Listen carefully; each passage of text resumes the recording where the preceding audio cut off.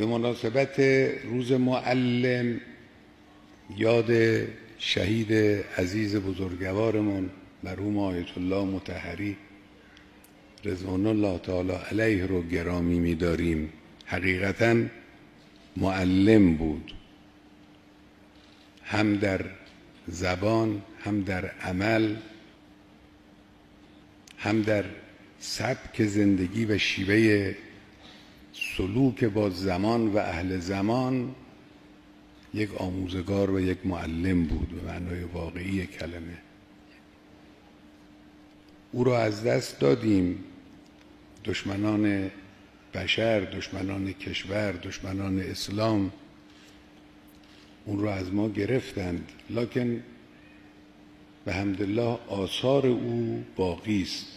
من توصیه میکنم جداً، آقای وزیر هم اشاره کردن کاملا درسته، از نظرات اون بزرگوار چه در زمینه مسائل آموزش و پرورش و چه در زمینه‌های دیگه هر چه میتونید استفاده کنید، بهره‌مند بشید.